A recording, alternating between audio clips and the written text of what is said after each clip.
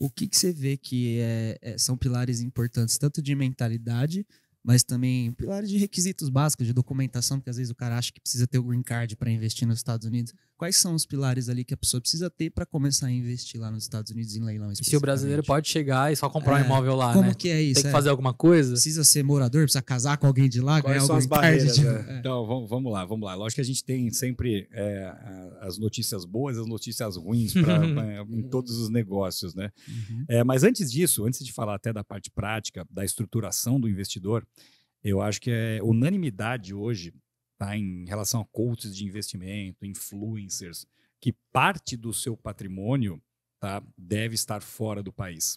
Então é indiscutível que o nosso continente, de uma forma geral, é um continente com problemas econômicos, né? Haja visto os nossos vizinhos, problemas políticos. Então, dolarizar é uma coisa que não se discute mais, ela é unanimidade. Né? Realmente. A diferença é o quanto as pessoas vão dolarizar. Às vezes um vai dolarizar 10% do patrimônio, o outro às vezes 30%, mas é uma coisa que é unanimidade se você parar para pensar. Uhum. Então, fazendo uma visão aí macroeconômica, a gente já começa por aí, tá? A importância da dolarização e da proteção patrimonial. Só pela parte do câmbio já é um aspecto que às vezes por si só já valeria a pena, né? Já, você parar para pensar. Sem contar os outros lucros, né? Você sabe que 10 anos atrás, e eu tive a curiosidade de antes de começar aqui dar uma olhada no Google, há 10 anos atrás, o dólar era 2,22. Ô, maravilha, dava pra comprar PlayStation a R$1.000, dava pra fazer qualquer coisa. 2,22. Então, hoje, o dólar é 4,80 porque baixou. Há um tempo atrás estava 5,20, 5,30, 5,80. Durante a pandemia chegou a bater. Tá 4,70 agora, Então, né? 4,75. Eu lembro que eu fui para os Estados Unidos em 2012. Tava 1,80, se eu não me engano. Por aí. Abaixo de R$2. Tava abaixo de 2 Então, quase. o que eu tô querendo dizer? Né? Vocês, por exemplo, que estão aqui na mesa e o pessoal que está ouvindo a gente que é expert em investimento imobiliário. Já pensou se você tivesse nos últimos 10 anos fazendo as mesmas transações imobiliárias que você faz no Brasil, né? Só que você tivesse dobrado o capital, mais que dobrado o capital, no câmbio apenas? Isso é foda, hein? Isso faz total diferença, porque às assim, vezes um prejuízo vira lucro. Tanto que... Exato, isso você faz um monte de merda, compra errado, vende errado e fala, caramba, ganhei dinheiro. Exatamente. É por aí, porque no longo prazo existe uma tendência, tá, natural, a gente está num dos poucos momentos da nossa história que o dólar recuou. E toda vez que o dólar recua é sempre uma boa oportunidade de entrada, tá? Porque no longo prazo ele sempre sobe. Então você vê que é sempre um sobe e desce com viés de subida. Então, a gente, desse 2,22 até chegar hoje em 4,80, vamos falar assim, foi sempre um sobe e desce com viés de subida.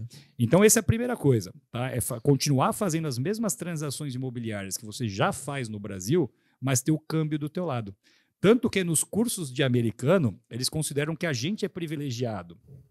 Por quê? Aí eles perguntam, né, quem é estrangeiro e tal, a gente levanta a mão, né, aquele lotado de latino, aquele negócio árabe pra caramba, enfim, chinês, cara, chinês, vai vendo, chinês. E aí, eles falam que a gente é privilegiado, porque a gente tem esse lucro no câmbio, né? Você que está... Você está se aproveitando aí da minha moeda, brasileiro. Quando a moeda desvaloriza, e teoricamente o real tende, no longuíssimo prazo, se desvalorizar um pouco mais, você acaba perdendo até no seu dia a dia, porque para pensar, a nossa gasolina, para quem está no Brasil, quando sobe o dólar, o que acontece com a gasolina? Aumenta. Tá?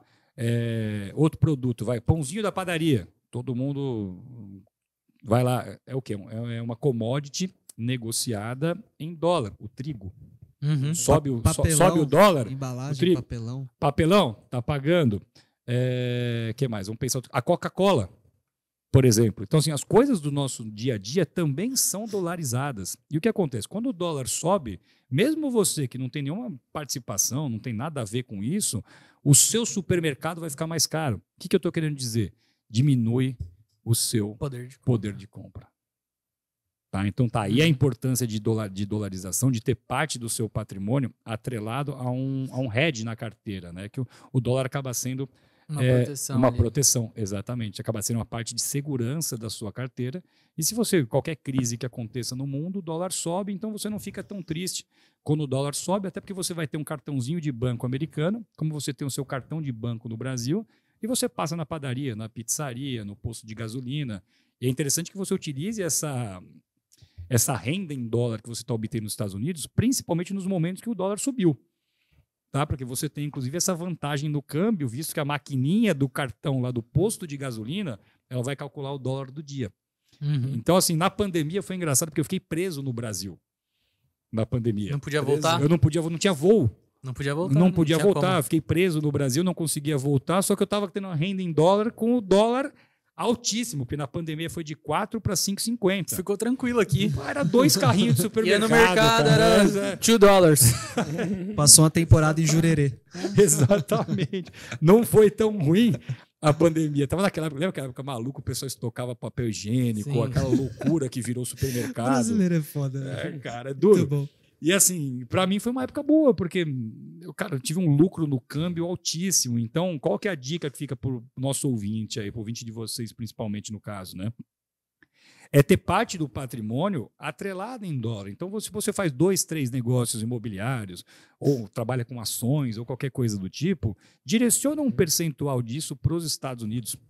Tá? Você vai estar na moeda mais forte do planeta, você vai estar num país com condições super favoráveis, que são super abertos ao investimento estrangeiro. É o que a gente vai entrar agora na questão da estruturação. Uhum. Então, o país está de braços abertos para receber o seu investimento e o mundo inteiro põe dinheiro lá. Tá? Você não está inventando a roda, você só está fazendo o que o mundo inteiro faz Sim. ao pensar em proteção patrimonial. É dolarização.